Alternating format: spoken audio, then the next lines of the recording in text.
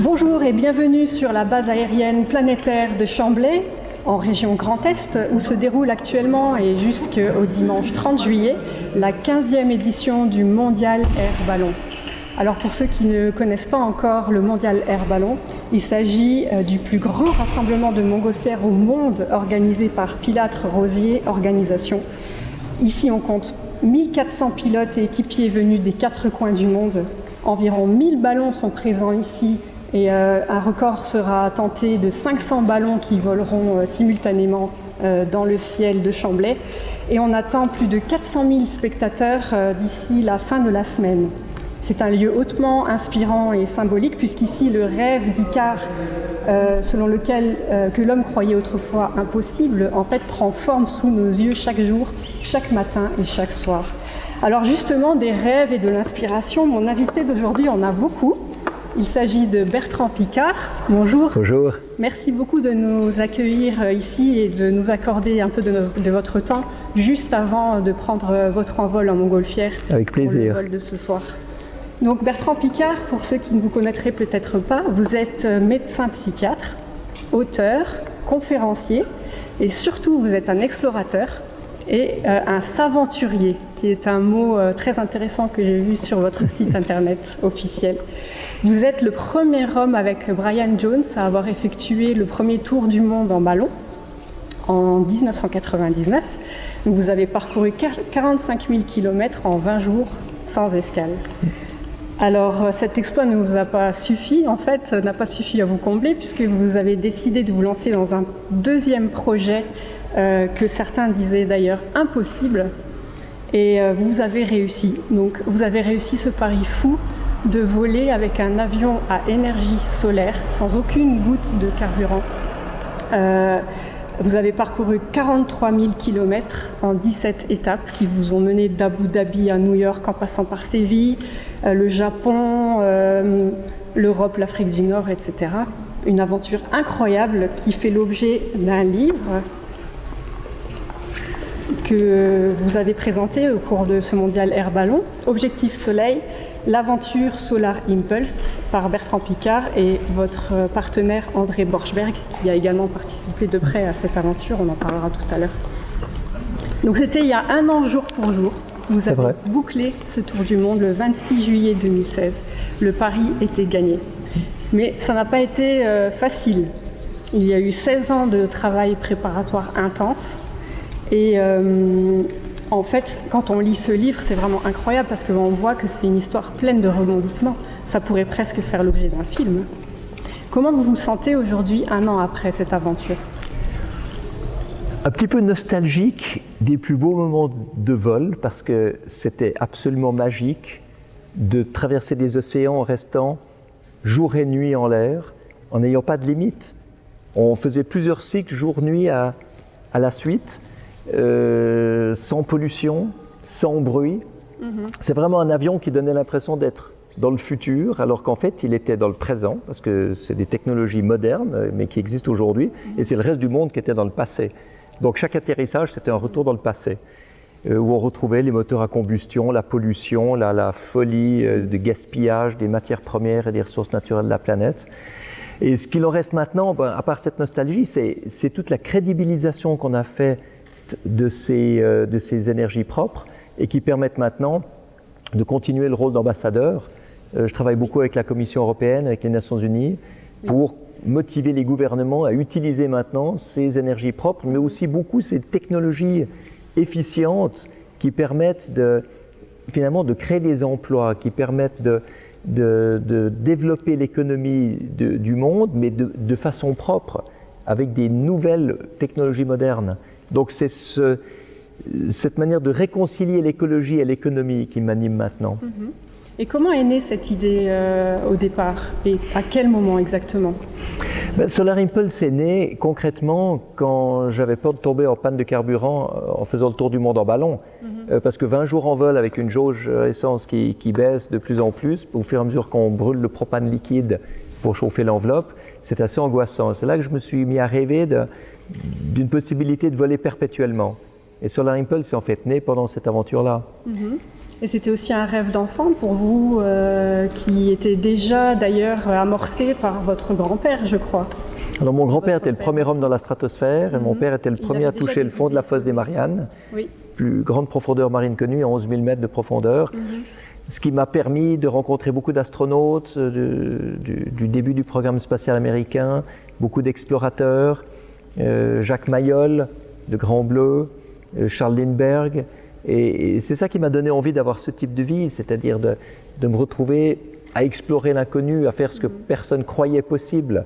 C'est comme ça qu'on avance.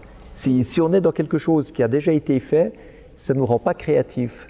On reproduit automatiquement, machinalement, ce qui a déjà été accompli. Si vous êtes dans quelque chose qui n'a jamais été fait, vous êtes obligé avec toute une équipe de mettre en place des nouveaux paradigmes, des nouvelles solutions, et c'est ça qui est motivant. Et dans l'avant-propos du livre, il est écrit que ce projet, on vous croyait fou en fait, on vous disait fou quand mais vous en complètement. parliez au début. Mais ce qui est intéressant, il y a 16 ans, hein. Mais oui, mais ce qui est intéressant, c'est Qu'est-ce que que vous répondiez vous à ce moment-là? Est-ce que vous aviez je un répondais doute? rien du tout parce étiez que persuadé que je ça me suis dit pouvait que peut-être qu'ils avaient raison. Peut-être qu'on était fous, peut-être qu'on ne pouvait pas le faire, peut-être que c'était impossible. Mais la seule manière de le savoir, c'était d'essayer. Et maintenant que nous avons réussi, ce qui est fabuleux, c'est que tous ceux qui, dans l'industrie aéronautique, disaient que nous étions fous, se mettent à fabriquer des avions électriques et des programmes pour transporter des passagers avec des avions électriques. Tous les constructeurs maintenant sont là-dessus. Oui, vous avez même fait la cible de moquerie à certains moments parce que les débuts du Solar Impulse n'ont pas été tout de suite, n'ont pas tout de suite donné les résultats espérés. Il y a eu des débuts un peu balbutiants parce que la technologie n'existait pas. Il a fallu vraiment tout inventer. C'est pour ça que ça a été si long. Oui. Mais vous savez, si vous lancez un projet et que tout le monde vous soutient inconditionnellement, c'est que vous n'êtes pas assez ambitieux. C'est que votre projet est facile et qu'il n'est pas intéressant. Il faut être plus loin que ce que les gens croient possible. Mais Et c'est ça qui motive l'explorateur. Et là, vous avez quand même eu la totale, quoi, comme on dit. C'est-à-dire, il y a eu les tracasseries technologiques, il a fallu monter toute une équipe qui, au final, c'est devenu 150 personnes, trouver les financements. Vous ne les avez pas toujours trouvés. Ça m'a surprise parce que moi, je pensais que Bertrand Piccard, avec la notoriété et ce que vous aviez déjà réussi, je pensais qu'on vous mangeait dans la main, si on peut dire ça comme ça. Mais vous savez, ça a été très compliqué. 170 millions d'euros, c'est beaucoup d'argent à trouver. Alors, c'est de l'argent qui a été bien utilisé, parce que c'est de l'argent du marketing de grandes entreprises qui a servi à faire du développement technologique, à payer des salaires d'ingénieurs, à financer des sous-traitants. Et finalement, tout ça est revenu aux entreprises sous forme de produits et de nouvelles technologies qu'ils peuvent mettre sur le marché. Donc, c'est bien utilisé, mais c'est quand même long à trouver. Hein. Il y a eu de grosses déceptions. Hein. Il y a eu même parfois vous n'avez pas pu voler parce qu'évidemment les conditions météorologiques et aussi les tracasseries administratives qui vous agacent un petit peu, je crois. Hein. Vous n'aimez pas trop ça. Hein. Vous savez, il y a le monde Ça de la a été des bureaucratie obstacles, et puis il y a le monde de permanents. l'exploration et les deux sont complètement en opposition, Ah oui, complètement antagonistes. C'était presque un combat finalement. Mais ce qu'on a voulu faire dans ce livre Objectif Soleil avec André, c'était de montrer de manière extrêmement transparente par quoi on passe pour réussir quelque chose qui est considéré comme impossible. Parce qu'une fois qu'on réussit, tout le monde voit ça en disant « Ah ben voilà, ils ont réussi, c'est très bien, donc c'était possible. Mais ce qu'on veut montrer, c'est que quand on essaye quelque chose de grand et de difficile, il faut s'attendre à avoir des problèmes, il faut s'attendre à avoir des difficultés, il faut s'attendre à avoir des frustrations. Vous attendiez à autant de difficultés au début? Non. Ouais. Non, heureusement. C'est Pourquoi très bien, mais parce que quand on se lance dans quelque chose comme ça, c'est très bien de ne pas savoir à quel point c'est difficile, sinon on hésiterait peut-être beaucoup plus. Oui, oui, tout à fait. Et vous avez pris un gros risque d'ailleurs au début du projet en présentant à la presse en 2003, je crois. Non, si je me trompe. En 2003, fin 2003, on avait l'étude de faisabilité qui avait été C'est faite. une idée d'artiste que vous présentez alors qu'il n'y a encore rien de concret et à la limite dans le livre vous vous faites presque passer pour un imposteur à ce moment-là. Mais vous Non, pas du tout. Non, pas du tout un imposteur. C'est simplement que. Non, c'est simplement que les médias ont vu ça. On dit c'est fantastique. Ils lancent un projet extrêmement ambitieux. Mais l'avion n'était pas prêt en fait. Ah, mais il n'y avait pas d'avion. Mais il n'y avait pas d'avion, il n'y avait pas de technologie, il n'y avait pas d'équipe, il n'y avait pas d'argent. On n'a pas dit qu'on allait partir le lendemain. Oui, oui, bien sûr. On a annoncé l'intention. Et ce qui est intéressant, c'est qu'une fois que vous avez annoncé votre intention, vous ne pouvez plus abandonner. Alors que si vous n'annoncez pas ce que vous allez faire, finalement, vous êtes tout seul dans votre coin et c'est extrêmement facile d'abandonner et parfois très tentant d'abandonner. Alors justement, il y a eu des moments vraiment difficiles moralement où vous en avez eu marre, c'est même écrit ce mot marre, vous avez même dit à votre épouse Michel, j'en ai marre de ce projet de... Et dans ces moments-là, j'aimerais bien savoir aussi pour les gens qui pourraient s'inspirer de cette réussite, comment vous faites pour ne pas abandonner ? Mais d'abord parce qu'on a annoncé au monde entier qu'on allait le faire, donc on passait pour des imbéciles si on abandonnait, donc il fallait continuer. Et puis en plus, parce que ça c'est peut-être une phrase que j'ai le plus répétée pendant ces 15 ans, si c'était facile, quelqu'un l'aurait déjà fait. Et il faut assumer le fait de passer à travers des difficultés. Si vous voulez une vie facile, faites des choses faciles. Si vous voulez faire des choses qui n'ont jamais été faites, acceptez des obstacles, acceptez tout ce qui finalement va stimuler votre créativité, va stimuler votre performance, va stimuler votre persévérance. Et vous apprenez énormément de choses. Moi, finalement, ce n'est pas de piloter sur la Impulse dont je suis le plus fier.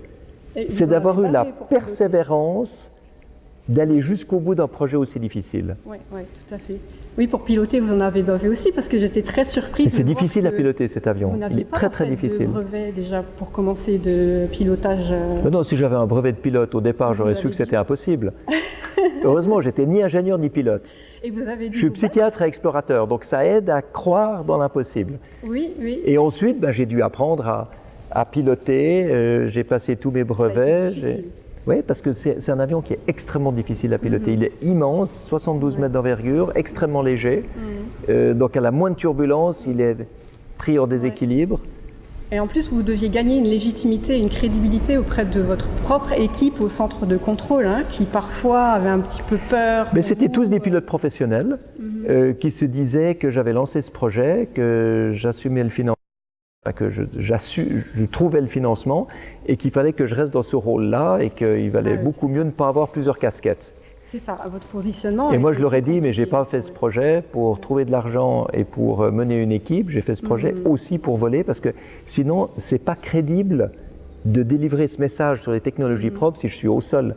Ce qui est crédible, c'est de pouvoir montrer que j'ai fait le tour du monde avec un avion solaire et que j'ai envie maintenant d'encourager tout le monde dans notre société à utiliser ces technologies-là, que ce soit en l'air ou que ce soit au sol. Parce donc il fallait bien que vous soyez. Donc il fallait que je sois complètement aussi dedans, je devais être utilisateur, c'est sûr. Mais... Oui.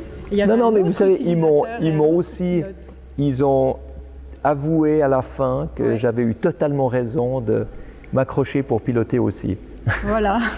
C'était la dernière heure du vol. J'avais décollé du Caire, j'étais sur Abu Dhabi. Du dernier vol, dernier vol du Tour du Monde. Il restait 1 heure avant d'atterrir. Et là, toute l'équipe à Monaco, au centre de contrôle, s'est relayée par téléphone satellite pour me féliciter et moi pour les remercier d'ailleurs. Et ils m'ont dit, écoute, tu avais raison, tu t'es accroché, on ne pensait pas que tu y arriverais, on ne pensait pas qu'il fallait que tu le fasses, mais tu as eu raison, bravo. Et à ce moment-là, qu'est-ce que vous ressentez? C'est une joie intense. D'ailleurs, vous écrivez que vous n'avez plus envie d'atterrir. Oui, non, c'est sûr. Non, ça c'était un des plus beaux moments de l'aventure. Ouais. Et vous l'avez partagé avec André Borschberg. Alors la rivalité avec André, la rivalité fraternelle, on en parle ou pas? Oui, mais bien sûr, parce que c'est pour ça qu'on a écrit ce livre. Alors il y a une rivalité, mais en même temps ça vous a poussé. Il y a un seul siège dans le cockpit. À évoluer. Et il y a 2 pilotes. Ouais. Donc André, lui, assumait le côté technique, moi j'assurais le message des technologies propres et le fundraising. Mais il n'y avait qu'un siège, donc il fallait se partager les vols, il fallait se partager tout le projet. Exactement, ce qui n'a pas toujours été facile. Non, mais vous savez, ce qui est intéressant, c'est que quand vous êtes en rivalité avec quelqu'un qui est compétent et que vous admirez, le but n'est pas d'être meilleur que l'autre, le but est d'être meilleur que soi-même. Donc on a tous les deux évolué énormément. Oui. Dans ce projet, on a beaucoup changé tous les deux. Et vous avez appris sur vous-même aussi pendant cette expérience? Bien sûr. Qu'est-ce que vous avez appris par exemple? J'ai appris beaucoup de patience et beaucoup de persévérance. Ah oui. J'ai appris que... On pensait que vous en aviez déjà. Oui, mais pas autant. Ouais. J'ai appris à me faire tout petit dans certains moments. J'ai appris à encaisser beaucoup de coups. Et c'est intéressant parce que vous prenez les coups et vous vous dites, je ne peux pas répondre tout de suite. Parce qu'en ce moment, je suis en période de faiblesse. Je n'ai pas encore tout l'argent, je n'ai pas toutes mes licences, je ne sais pas. et vous acceptez les coûts. Et vous vous dites peut-être que je pourrais les rendre plus tard. C'est un vrai parcours initiatique et c'est intéressant parce qu'il y a une vraie prise de conscience qui se fait. Complètement. En fait, et au plus beau moment, puisque c'est vraiment au moment où le tour du monde peut être accompli. Et là, on ressent vraiment que les choses se calment et que c'est le pur bonheur. Oui, absolument. Et c'est vraiment un livre on pourrait en faire un film, hein, je l'ai dit au début. Il y a beaucoup de suspense, on a envie de savoir la suite et c'est vraiment un très beau livre, je trouve. Ça me fait plaisir que le livre vous ait plu. Oui, et voilà, même des personnes qui n'ont peut-être pas un intérêt pour les technologies. Ah, c'est pas un livre de technologie. Pas du tout, hein. On le lit très très bien, c'est une aventure. C'est un livre de relations humaines. On rigole de temps en temps avec André en se disant que c'est presque un livre de thérapie de couple. Oui, ça pourrait être ça. Mais on rigole aussi en tant que lecteur parce qu'il y a aussi de l'humour dans ce livre. Et vous dites aussi, pour tous ceux qui vont regarder cette vidéo, c'est vraiment très inspirant, l'impossible n'existe que dans la tête de ceux qui ne savent pas imaginer un autre avenir que leur présent. Oui. Ça, c'est vraiment une leçon à retenir parce qu'il y a beaucoup de personnes qui ont des rêves, peut-être pas aussi fous que celui-là, mais qui n'osent pas se lancer. Est-ce que vous auriez des conseils? Il faut se lancer. Vous savez, il faut se lancer. C'est pas de rater qui est grave, c'est de ne pas essayer. Vous imaginez, à la fin de votre vie, vous vous retournez sur les années précédentes et vous vous dites « j'aurais pu essayer plein de choses, j'aurais pu saisir plein d'opportunités et je n'ai pas osé ». C'est horrible. Par contre, quand vous vous retournez sur votre vie et que vous vous dites j'ai réussi certaines choses, j'en ai raté d'autres, mais au moins j'ai essayé tout ce que j'ai pu, il n'y a pas de regret. Ça, c'est vraiment votre philosophie de vie depuis toujours, finalement. Oui, tout à fait. Vous partagez aussi avec vos 3 filles maintenant? Oui, elles ont la même philosophie? J'espère. Alors, on va voir ce qu'elles vont faire dans l'avenir. Certainement de merveilleuses choses comme vous. Merci de nous avoir offert ce moment avec vous. Avec plaisir. Je rappelle votre livre, Objectif Soleil, l'aventure Solar Impulse aux éditions Stock. Si cette vidéo vous a plu et qu'elle vous a inspiré, partagez-la, n'hésitez surtout pas, avec le plus grand nombre. Je rappelle aussi que le mondial Air Ballon a lieu jusqu'au dimanche 30 juillet et vous trouverez toutes les informations sur la page Facebook du mondial Air Ballon ou sur pilatrederosier.com. Et quant à moi, je vous retrouve pour une prochaine interview très bientôt. Merci beaucoup, au revoir. Merci beaucoup Bertrand. Avec plaisir.